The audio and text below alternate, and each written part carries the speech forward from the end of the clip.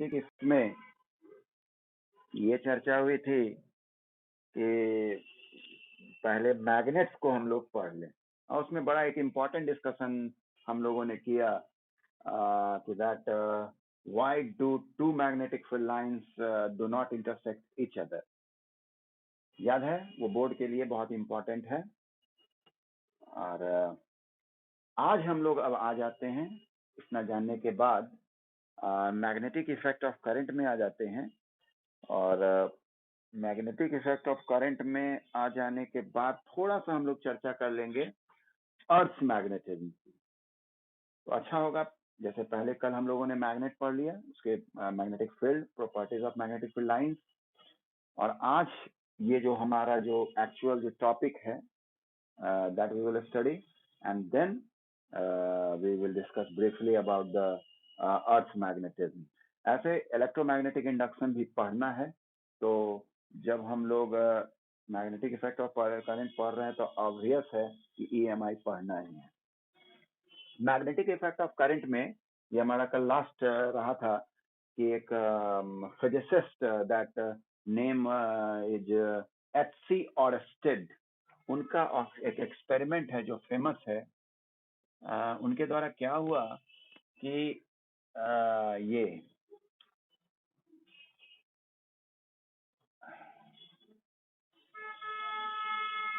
ये एक सर्किट है, ठीक है, और जिसमें करंट जा रहा है, and this was placed over a compass needle. एक कंपास निडल है, उस पे ये, उसके ऊपर ये सर्किट है। देखा क्या गया कि आप ये मान के चलें कि नॉर्थ है और ये साउथ है, कि जब करंट यदि नॉर्थ से साउथ की ओर जा रहा है, ठीक, तो ये ईस्ट की ओर डिफ्लेक्ट हो रहा है, ठीक है। ईस्ट और वेस्ट निडल के बारे में बात करते हैं। निडल का जो डिफ्लेक्शन हो जा रहा है वो ईस्ट की ओर हो रहा है, इधर। बात समझ में आ रही है कि when current is flowing from north to south, then the compass needle which was placed below the circuit deflect towards east, and when current flows from south to north, then compass needle moves toward west.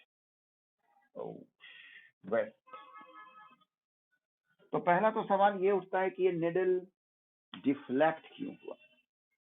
सवाल ये उठता है किधर deflect हुआ, वो बात की बात हुआ डिफ्लेक्ट क्यों। एक कंपास निडल खुद मैग्नेट से बना होता है, और एक मैग्नेट को कोई दूसरा मैग्नेट ही डिफ्लेक्ट कर सकता है अपना मैग्नेटिक फील्ड क्रिएट करके, या कोई मैग्नेटिक पार्टिकल उसको अपनी ओर अट्रैक्ट करके, या खुद उसकी ओर अट्रैक्ट होकर, ठीक है।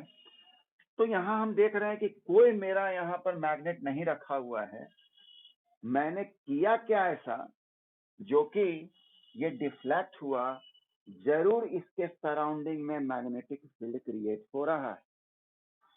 मैं आपको ऑफलाइन क्लासेज में भी बता चुका हूं कि थ्योरी में हम पढ़ते हैं इनिशियल टू फाइनल, लेकिन नेचर में फाइनल होता है,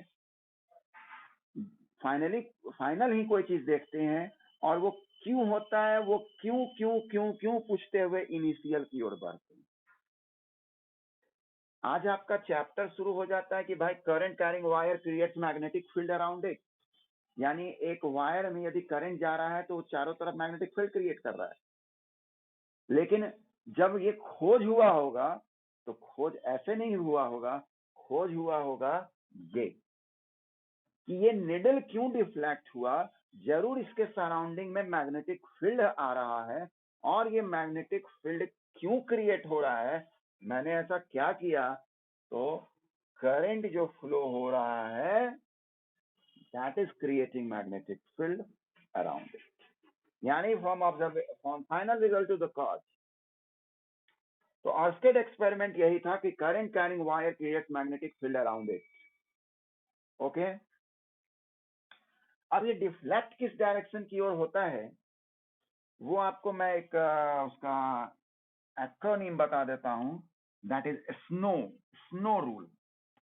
snow rule, S means south, okay, N means north, O मेरे तरफ से रख लो ओवर, यानी when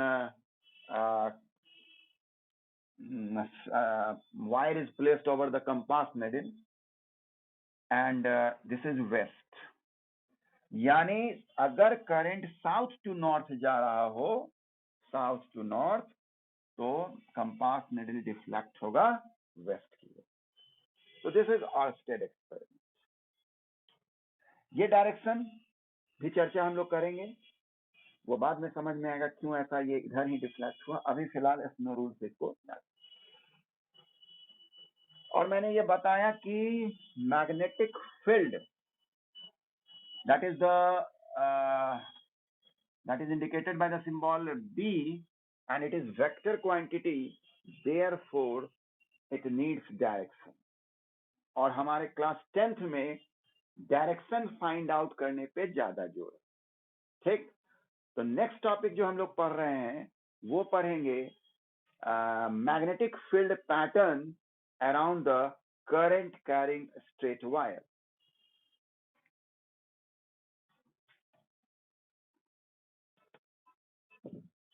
मैग्नेटिक फील्ड पैटर्न,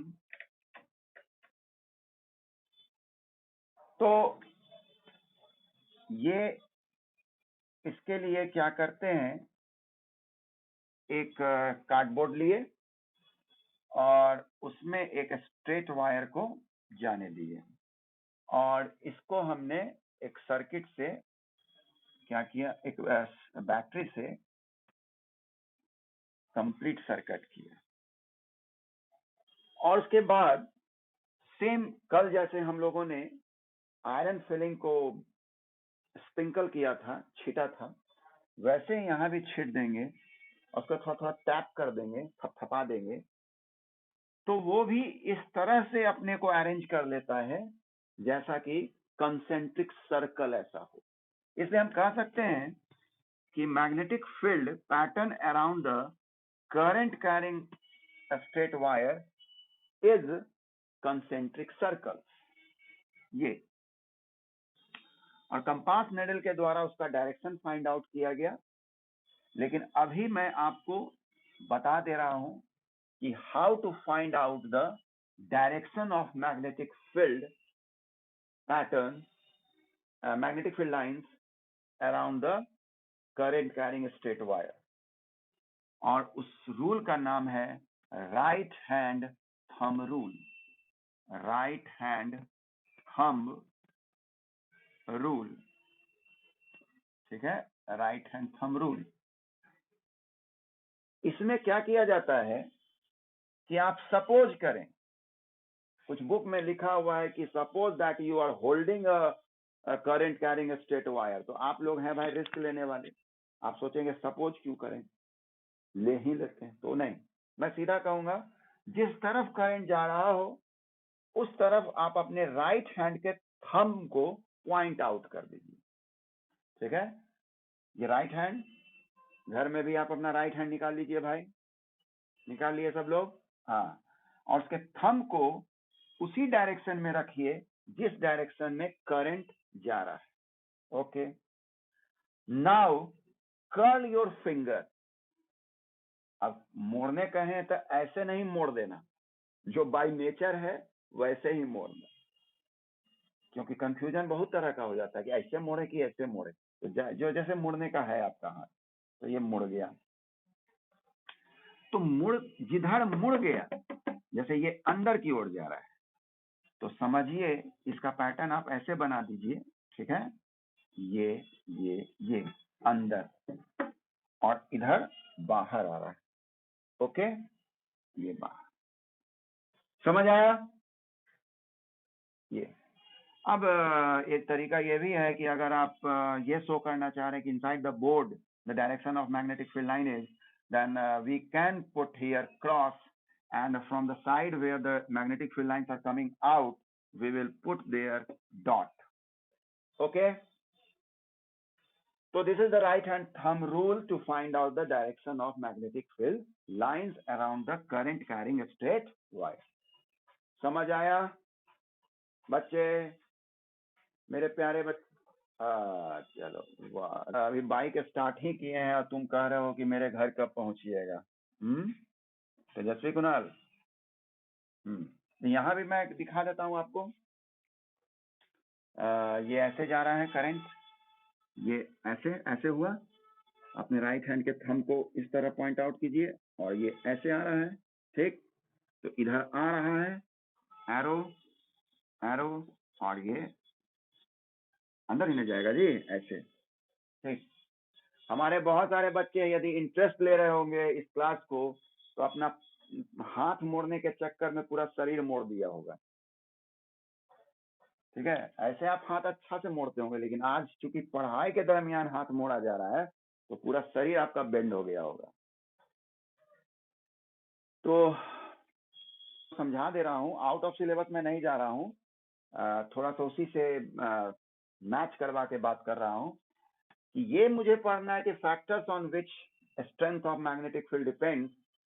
तो फैक्टर क्या है कि जिस पर हमारा, जैसे यहाँ मैग्नेटिक फील्ड ज्यादा होगा कि यहाँ पर ज्यादा होगा, ये बताओ। B1 पे ज्यादा होगा मैग्नेटिक फील्ड की B2 पे? सोचने वाली बात, स्वाभाविक है B1 पे ज्यादा होगा मैग्नेटिक फील्ड, है ना, क्योंकि दूरी कम है। ये हो गया। अगर मैं करंट एक बार I1 फ्लो करवाया और एक बार I2 फ्लो करवाया, I1 is greater than I2, in which case the magnetic field will be higher, I1 के केस में कि I2 के केस में? यहाँ भी अंडरस्टूड है कि जब करंट कैरिंग वायर ही मैग्नेटिक फील्ड क्रिएट कर रहा है, यानी मैग्नेटिक इफेक्ट का कॉज ही है करंट, तो when we will increase the magnitude of current, the magnetic strength of the magnetic field will get increase. क्या? तो अगर 10th के हिसाब से हम देखें तो सीधी सी बात है कि magnetic field depends upon the magnitude of current and inversely proportional to the distance from the current carrying wire. यानी एक हो गया मैग्नेटिक फील्ड का that is this magnitude of current, और दूसरा हो गया inversely proportional to the distance according to 10th class. लेकिन ये एक्चुअल में बताया गया था, साइंटिस्ट जो थे उनका नाम था बायट-सेवर्ट लॉ। लॉ जो दिया गया that is known as Biot Savart law. बायट-सेवर्ट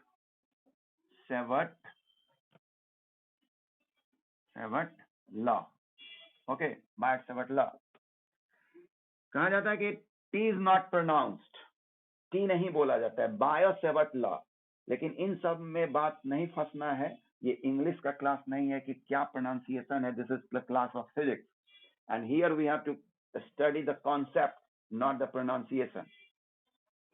तो बायट-सेवर्ट लॉ के द्वारा ये बताया गया कि थोड़ा सा यहाँ पर मैं डाइवर्ट होऊंगा टॉपिक से, कि एक हम लोगों ने इलेक्ट्रोस्टैटिक्स में कूलम्ब्स लॉ पढ़ा था। कूलम्ब्स लॉ याद है? कोई बच्चे बताएंगे कूलम्ब्स लॉ? देखो, कूलम्ब्स लॉ में आपको ये आया था ना कि F इज इक्वल टू के Q1 Q2 by R square, ये आया था ना? तो एक्चुअल में ये जो लॉ था वो पॉइंट चार्ज के लिए था, ठीक है? पॉइंट चार्ज होगा। उसी तरह से ये जो बायट-सेवर्ट लॉ हुआ, बायट-सेवर्ट लॉ, ये आपका यहाँ पर छोटा सा वायर जो होगा उस पर बेस्ड है, ठीक है? और छोटा सा वायर अगर लेंगे तो उसको हम लोग, जैसे ये करंट का लेंथ अगर मैं L यहाँ शो करूं, तो ये जो पीस ऑफ वायर है उसको मैं यहाँ DL शो करता हूं। तो छोटा सा वायर है तो छोटा सा मैग्नेटिक फील्ड शो करेगा, इसलिए यहाँ मैं लिखता हूं DB। और dB इज इक्वल टू क्या होगा, mu not by 4 okay, I d l sine theta by r square.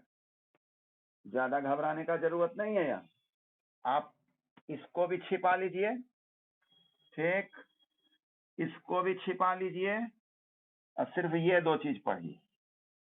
ये दो चीज से आपको पता चल रहा है कि magnetic field directly proportional to the magnitude of current, okay, and inversely proportional to the distance. समझ आया ये सारा बात? ठीक है, हाँ, ओके। क्योंकि जितने भी फॉर्मूला है, जो भी फॉर्मूला है वो सारा इसी पर डिराइव है, इसीलिए मैंने इसका नाम जिक्र किया, मैथ से बतला। आपको लगेगा ना कि ये सब फॉर्मूला कहाँ से आया, तो फाउंडेशन सारे फॉर्मूला का ये है, dB is equal to mu not by 4 I d l sine theta by r square, where mu naught is permeability, और परमियाबिलिटी क्या है कि this is the acquiring capacity of any material, what, acquiring capacity of magnetic field, वो कितना magnetic field को अपने में आने देगा, that is known as permeability. Okay, फिर मैं आगे बढ़ता हूं,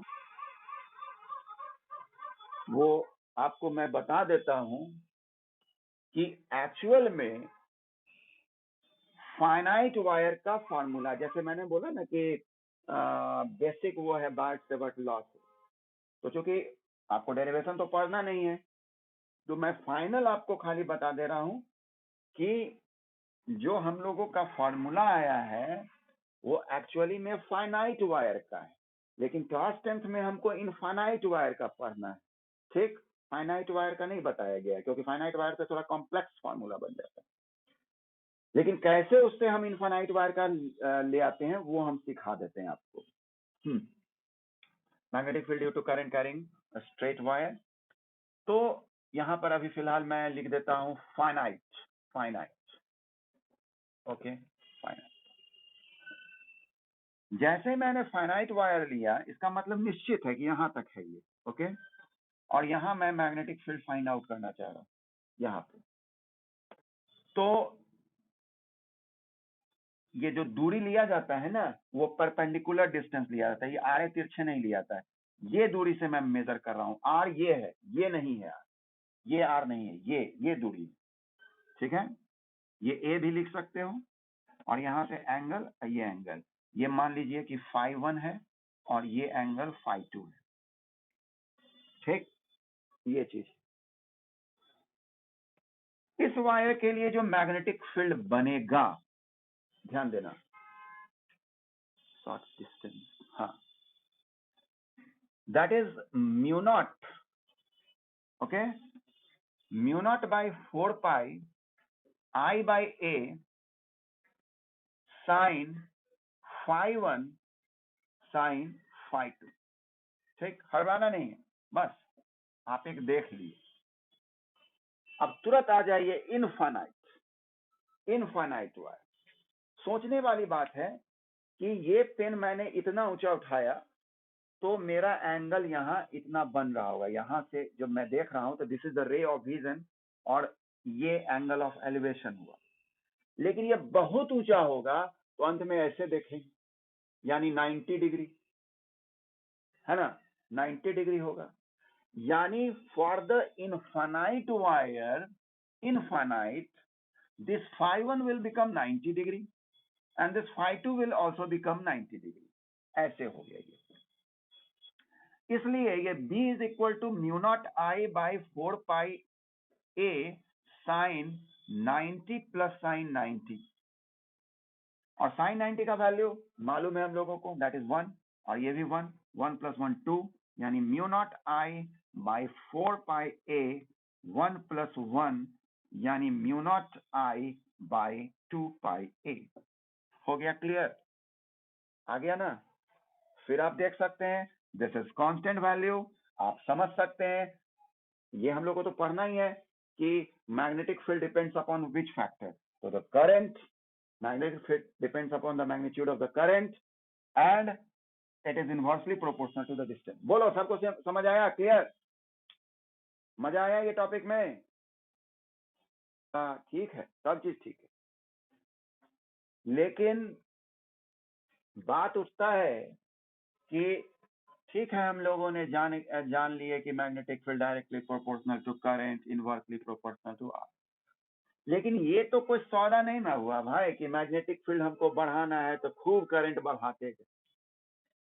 ठीक है बढ़ेगा, लेकिन इस वायर का भी तो लिमिट है। अंत में क्या हो गया कि जो हम लोग H is equal to I square r t पढ़े हैं, तो when we will increase the current heat will produce more, finally वही बेचारा गल जाएगा, यानी जो मैग्नेटिक इफेक्ट देने वाला है वही स्वाहा हो जाएगा, है ना। तो साइंटिस्ट ने सोचा कि क्यों ना हम कुछ और उपाय करते हैं, तो क्या किया, इस वायर को ही लूप बना दिया। देखो यही लॉजिकली पढ़ो, ये नहीं कि बुक में अगला टॉपिक क्या है ये नहीं सोचना है, आप खुद सोचिए how to increase the magnetic field, तुरंत आपके दिमाग में आएगा कि अरे अब लूप बना दो। लूप बनाने से क्या फायदा हुआ, देखो ये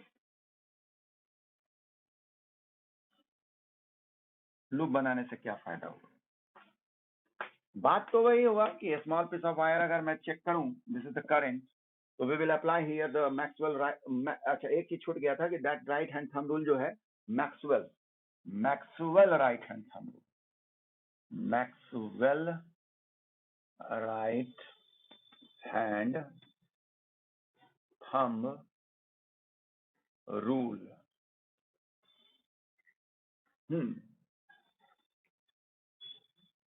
मैक्सवेल राइट हैंड, आप यहाँ अप्लाई कीजिए, ये देखिए ऐसे, तो पहले मैं, ये तो होगा डेफिनेट कि सर्कुलर होगा, इधर भी मैं बना दे रहा हूँ, सर कॉन्सेंट्रिक तो होना ही होना है, फिर थोड़ा ऐसे ऐसे और ये ऐसे। अब चेक करते हैं, तो ये ऐसे हुआ, यानी इधर से आ रहा है, ठीक, और इसमें जा रहा है, यानी इनसाइड, ये याद रखिएगा, इनसाइड द वायर, इधर आओ, ऐसे ये देखो आ रहा है ना इधर से, और ये क्या हुआ अंदर, है ना, ठीक, कुछ समझ आया कि लूप हम बनाए तो सारे का मैग्नेटिक फील्ड सेंट्रलाइज कर गया सेंटर पे, सबका डायरेक्शन इनवर्ड हो रहा है। ये गलती तब होता कि अगर इधर वाला इनवर्ड होता और इधर वाला इधर से आउटवर्ड हो जाता तो फेल हमारा हो जाता, तब हम आगे चालाकी नहीं कर पाते, लेकिन हमारा चालाकी सक्सेस पा रहा है, क्यों, क्योंकि डायरेक्शन इस कदर है कि सारे का एक ही तरफ है, तो स्ट्रेंथ तो बढ़ेगा ही। करंट मैंने वही दिया, करंट उतना ही दिया, लेकिन मेरा मैग्नेटिक फील्ड जो है सेंट्रलाइज कर गया।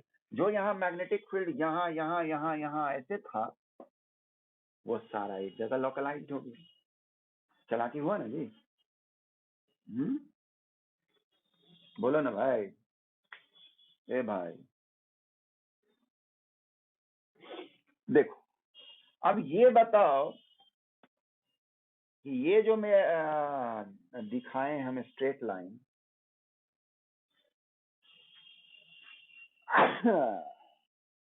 वो उसका डायरेक्शन किधर है, नॉर्थ साउथ ईस्ट वेस्ट, किस तरफ है बताओ, या कुछ और है? देखो भाई मैग्नेटिक फील्ड में तेजस्वी कहता है नॉर्थ। देखो यहाँ एक कंफ्यूजन क्रिएट होता है, लगे हाथ में और भी एक चीज बता देता हूँ, मैं इसका पूछ रहा हूँ, ये जो खींचा है लाइन मैंने, वो किस तरफ है, ऐसे है कि ऐसे जा रहा है कि कुछ और है? देखो देखने में लग रहा है ऐसे है, लेकिन एक्चुअली ये इनवर्ड द बोर्ड है। याद रखिएगा मैग्नेटिक फील्ड में आपको एडिशनल 2 डायरेक्शन और शो करना पड़ता है। अभी तक आप जनरली प्लेन में शो करते थे, south to north, east to west, लेकिन इसमें इनवर्ड आउटवर्ड भी शो करना पड़ता है। यानी 1 2 3 4 अब 5 6 आउट एंड इन, तो दिस इज इनवर्ड। इनवर्ड जा रहा है ना, ऐसे ना था, ऐसे ऐसे ऐसे ऐसे, इधर से भी ऐसे, है ना जी। बच्चे प्यारे प्यारे बच्चे। हाँ। हाँ, और क्या बोलना, हाँ, एक लगे हाथ और भी बता देते हैं कि loop is itself acting as a magnet. ये लूप जो हो गया वो भी एक मैग्नेट की तरह फॉलो कर रहा है। समझा देते हैं कि कैसे। उसका भी एक फेस नॉर्थ होता है और एक फेस साउथ हो जाता है। अगर एक आप लूप में करंट को जाने दे रहे हैं, उसका एक फेस नॉर्थ और एक फेस साउथ। उसका तरीका बनाया गया है, this is known as clock face rule. Clock face rule कि अगर ये करंट क्लॉकवाइज जा रहा है एक तरह से, और ये बुक में भले ही फ्रेंडली बनाने के लिए ऐसे इसको थोड़ा घुमा उमा के लिख देता है, तो जिस तरफ से आप देख रहे हैं कि करंट जा रहा है और आपको लग रहा है कि क्लॉकवाइज है, तो वो फेस साउथ शो करे, साउथ फॉलो करेगा, साउथ का प्रॉपर्टी रखे रहेगा। और जिधर आपको लगेगा कि जिधर से आप, ऑब्वियस है, एक तरफ से आपको अगर क्लॉकवाइज दिख रहा होगा तो कोई वही चीज को दूसरे तरफ से देखेगा तो उसको एंटी क्लॉकवाइज लगेगा। समझ में आ रहा है बात। जैसे मान लो ये मैं अपने इधर से देख रहा हूं तो मुझे क्या लग रहा है, क्लॉकवाइज, है ना भाई, 1 2 3 4 5 6 7 8 9 ऐसे। और जब यही चीज को मैं देखने इधर से जा रहा हूं तो क्या हो रहा है, ये एंटी क्लॉकवाइज है। क्लियर है ये बात। हेलो। हाँ, तो एंटी क्लॉकवाइज जो होगा वो फेस नॉर्थ प्रॉपर्टी शो करेगा, ठीक है, क्लॉकवाइज। तो यहां भी अगर देखा जाए, देखो कितना अच्छा फॉलो हो रहा है लॉ, कि ये जो ऐसे जा रहा है तो अब मेरे तरफ से ये क्लॉकवाइज, आपको भी हम समझते हैं कि क्लॉकवाइज ही दिख रहा होगा, क्या क्लॉकवाइज। इट मीन्स कि ये साउथ साउथ होगा, ये मेरे तरफ वाला, और उधर बोर्ड के उधर से जो देखेगा वो नॉर्थ होगा। बात समझना, बहुत अच्छा बता रहा है। जो बोर्ड के उधर से देखेगा उसके लिए ये नॉर्थ दिखेगा और मेरे तरफ से ये साउथ दिखेगा। और याद कीजिए आपने मैग्नेट में क्या पढ़ा था कि outside the magnet north to south and inside the magnet south to north. तो आप ये देखिए कि ये ऐसे जा रहा है ना, ये साउथ उधर नॉर्थ, तो अंदर ही ना घुसेगा जी, क्योंकि ये मैग्नेट ना हो गया। आया बात समझ में, बहुत अच्छी बात पकड़ाई है। इसने भाई